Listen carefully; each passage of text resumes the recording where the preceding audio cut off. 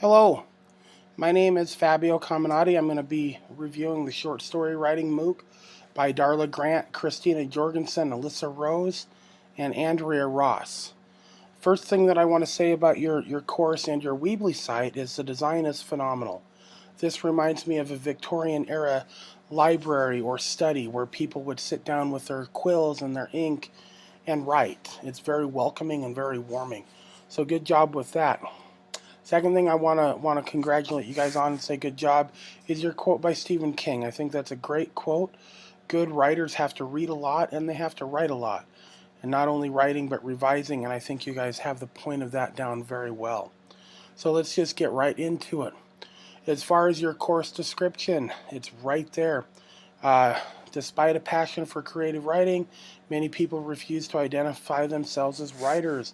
The whole point of the description is right there with a 15 to 20 page story that's going to be published online at the end.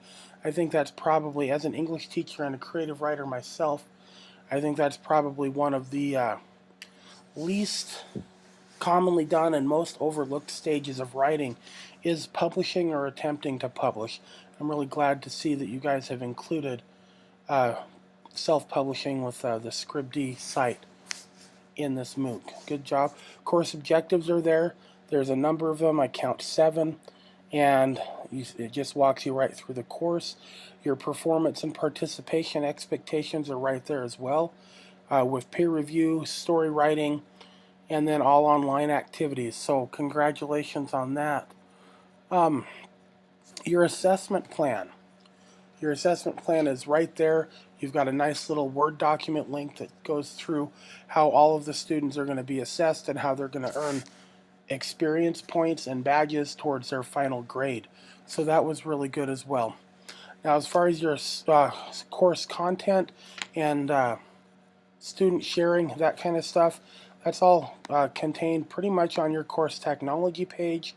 So you have a number of sites set up, including Edmodo, which I've taken a look at the first 4 assignments. Very well done. Good assignments, good thought behind them. I was happy to see that. You're also using Twitter for tweeting news announcements and student-to-student interaction, which I thought was wonderful. I'm also seeing a WordPress blog. WordPress is a very, very powerful blog. The only thing that I might work on a little bit with that WordPress blog is because it is so powerful, there's a lot of options there, and it can sometimes get a little confusing for new people to that site. So just keep in mind to look for some good tutorials on that, and possibly even set aside some time for you guys to actually teach that to your students too, because like I said, very powerful but can be very confusing as well. I also see that you're using Flickr to gather images. So that Flickr is a great site. I use it all the time. Props on that. I like it a little better than Google's version of it. It looks like you're using Pinterest as well for social sharing, Scribd for publishing, as well as Digo for social bookmarking. I've looked through the course. I've looked through your assignments. All of these things seem to be well used and well planned. So good job on that. As far as student interaction and how they collaborate with one another, you guys, again, are using WordPress and the blog for all student writing. And there's some stuff on Edmodo, Digio, and Twitter. I think this is well set up and well designed for students to be able to interact and contact each other directly, as well as be able to read each other's work, because it's going to be right there on the blog. Comment section for WordPress right there. You can leave feedback in the comments. We don't even have to worry about emailing and document attachments and all of that stuff that I've found in past creative writing courses. So good job with that as well. Course monitoring. I noticed you're using TweetDeck, which is great because most of your course interaction with students anyway is going to come through Twitter, because they're going to be tweeting their new work, they're going to be tweeting their assignments, they're going to be tweeting their research. So good job with that. TweetDeck is a perfect tool for that. Sample learning activities. I've noticed that you have 4 of them on your Edmodo site.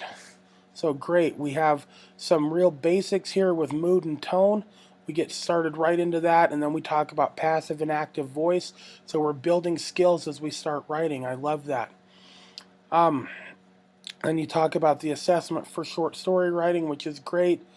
And then the brainstorming. Brainstorming is an incredible tool that most writers don't use. And then that brainstorming turns right into visualizations. I never fully thought on how to use Pinterest or Scoop It or any of this curation stuff to generate ideas. But again, you guys outline it right here. If you have that visualization staring right in front of you, it might give you some very good inspiration. So again, good job with the course. It's something that I would consider taking myself. Has a lot of potential.